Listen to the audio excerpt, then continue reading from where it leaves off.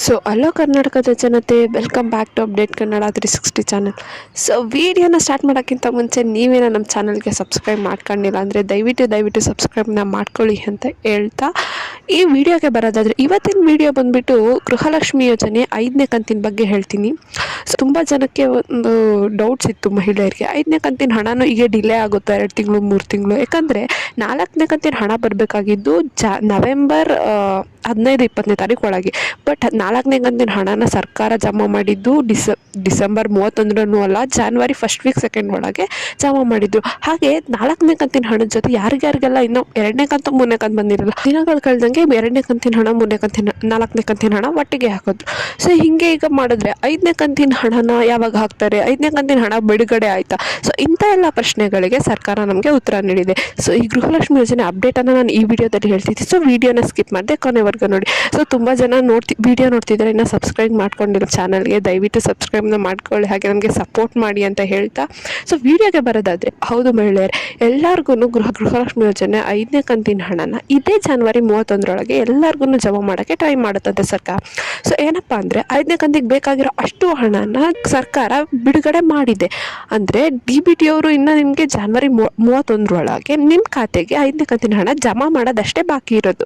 ಇನ್ನು ಸ್ವಲ್ಪ ಜನಕ್ಕೆ ಡೌಟ್ ಇರೋದೇನೆಂದರೆ, ಈಗ ಇಷ್ಟೊಂದು ಜನಕ್ಕೆ 5ನೇ ಕಂತಿನ ಹಣ ಬರ್ತಿದೆ, ಬಟ್ ನಮಗೆ ಇನ್ನು 1 ಕಂತು 2 ಕಂತಿನ ಹಣನೂ ಬಂದಿಲ್ಲ. ಅಂದರೆ ಅಂಥವ್ರು ಏನು ಮಾಡಬೇಕು ಅಂದರೆ, ಇಲ್ಲಿವರೆಗೂ ಯಾರಿಗೂ 1 ಕಂತಿನ ಹಣ ಕೂಡ ಅಂಥವ್ರು ಏನು ಮಾಡಬೇಕಂದ್ರೆ, ಸೊ ನೀನು ಪ್ರತಿ ವಿಡಿಯೋದಲ್ಲೂ ತಿಳಿಸೋ ಹಾಗೆ ನಿಮ್ಗೆ ಇನ್ನೂ 1 ಕಂತಿನ ಹಣ ಬಂದಿಲ್ಲ ಅಂದರೆ ಒಂದು ಇಷ್ಟು ಸಮಸ್ಯೆ ಇರ್ಬೋದು. ಒಂದು KYC ಆಗಿರಲ್ಲ ನಿಮ್ಮ ಅಕೌಂಟ್ಗೆ, ಒಂದು ಗೌರ್ಮೆಂಟ್ ಕಡೆಯಿಂದನೇ ನಿಮ್ಮದು ಕೆಲವು ದೋಷಗಳಿಂದ ನಿಮ್ಮದು ಅಪ್ಲಿಕೇಶನ್ ರಿಜೆಕ್ಟ್ ಆಗಿರುತ್ತೆ, ಇಲ್ಲ ಆಧಾರ್ ಸೀಡಿಂಗ್ ಆಗಿರಲ್ಲ, ಒಂದು ಬ್ಯಾಂಕ್ ಅಕೌಂಟು ಆ್ಯಕ್ಟಿವ್ ಇರಲ್ಲ. ಸೊ ಇಷ್ಟೆಲ್ಲ ಕಾರಣಗಳಿಗೆ ನಿಮಗೆ ದುಡ್ಡು ಬಂದಿರಲ್ಲ. ಸೊ ನಾನು ಮತ್ತೆ ಹೇಳ್ದಂಗೆ, ಈಗ 5ನೇ ಕಂತಿನ ಹಣ ಬೇಕಂದರೆ ಇಲ್ಲಿವರೆಗೂ ನಿಮ್ಮ ಅಪ್ಲಿಕೇಶನ್ ಇನ್ನೂ ಅರ್ಜಿ ಸಲ್ಲಿಸೋಕ್ಕಾಗಿಲ್ಲ, ನಿಮಗೆ ಗೌರ್ಮೆಂಟ್ ಕಡೆಯಿಂದ ರಿಜೆಕ್ಟ್ ಆಗಿತ್ತು, ಅಂಥವ್ರಿಗೆ ಮತ್ತೆ ಅಪ್ಲಿಕೇಶನ್ಗೆ ಒಂದು ಅವಕಾಶ ನೀಡಿದ್ದಾರೆ. ಆದರೆ 5ನೇ ಕಂತಿನ ಹಣನಾದರೂ ಪಡ್ಕೊಳ್ಳಿ ಅಂದ್ಬಿಟ್ಟು ಅಪ್ಲಿಕೇಶನ್ ಓಪನ್ ಇದೆ.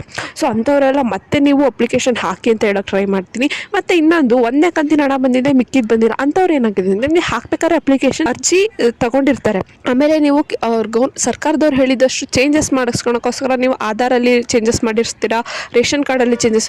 ಸೊ ಇದರಿಂದ ಆಗಿಬಿಟ್ಟು ನಿಮ್ಮದು ಅಪ್ಲಿಕೇಶನ್ನ ಅಲ್ಲೇ ಡಿಆಕ್ಟಿವೇಟ್ ಮಾಡಿರ್ತಾರೆ. ಸೊ ಅಂಥವ್ರಿಗೆಲ್ಲ ಒಂದು ಏನು ಹೇಳೋದಂದರೆ, ಸೊ ಮತ್ತೆ ನೀವು ಇಂಥದ್ದು ನಿಮ್ಮದು Aadhaar, ration card, bank account ಎಲ್ಲ ತೊಗೊಂಡು ಹೋಗ್ಬಿಟ್ಟು ನೀವು CDPO ಅಥವಾ ಗ್ರಾಮ ಒನ್ ಕೇಂದ್ರಗಳಿಗೆ ಭೇಟಿ ನೀಡಿ ಅಂತ ಹೇಳಕ್ಕೆ ಇಷ್ಟಪಡ್ತೀನಿ. ಸೊ ಇದೆಲ್ಲ ಕಷ್ಟ ಆಗುತ್ತೆ ಅಂತಲೇ ಸರ್ಕಾರದವರು 3 ದಿನ ಶಿಬಿರನ ಆಯೋಜನೆ ಮಾಡಿದ್ರು. ಸೊ ಐ ಹೋಪ್ ನೀವೆಲ್ಲ ಶಿಬಿರದಲ್ಲಿ ಭಾಗವಹಿಸಿದ್ದೀರಾ ಅಂತ ಅನ್ಕೊಂತೀನಿ. ಸೊ ಯಾರಿಗೆಲ್ಲ ಇನ್ನೂ 3, 4 ಅಥವಾ 2 ಕಂತಿನ ಹಣ ಬಂದಿಲ್ಲ ಅಂದರೆ, ನಿಮ್ಮ ಅಕೌಂಟ್ನ ಡಿಆಕ್ಟಿವೇಟ್ ಮಾಡಿರ್ತಾರೆ. ಸ್ವಲ್ಪ ಅಂದರೆ ನಿಮ್ಮದು ಚೇಂಜಸ್ ಮಾಡಿಸ್ಕೊಂಡು ಡಾಕ್ಯುಮೆಂಟ್ಸಲ್ಲಿ ಏನೇನೆಲ್ಲ ಅಪ್ಡೇಟ್ ಮಾಡಿಸಿರ್ತಾರಲ್ಲ, ಸೊ ಅದಕ್ಕೇ ಅವರು ಡಿಆಕ್ಟಿವೇಟ್ ಮಾಡಿರ್ತಾರೆ ಅಕೌಂಟನ್ನು. ಸೊ ಅದಕ್ಕೇ ನಿಮ್ಮದು ಎಲ್ಲ ಡಾಕ್ಯುಮೆಂಟ್ಸ್ನ ತೊಗೊಂಡೋಗ್ಬಿಟ್ಟು CDPO ಅಥವಾ ಗ್ರಾಮ ಒನ್ ಕೇಂದ್ರಗಳಲ್ಲಿ ಭೇಟಿ ನೀಡಿಬಿಟ್ಟು ನಿಮ್ಮ ಅಕೌಂಟ್ನ ಆ್ಯಕ್ಟಿವ್ ಮಾಡಿಸ್ಬಿಟ್ಟು ಮತ್ತೆ ನಿಮ್ಮ ಅರ್ಜಿನ ಅಪ್ಡೇಟ್ ಮಾಡಿಸ್ಕೋಬೇಕು, ಅಂದರೆ ಓಪನ್ ಮಾಡಿಸ್ಕೋಬೇಕಂತ ಕೇಳ್ಕೊತೀನಿ ಎಲ್ಲ ಗೃಹಲಕ್ಷ್ಮಿ ಯಾರಾದರೂ ಹಣ ಬಂದಿಲ್ಲ ಅಂದರೆ.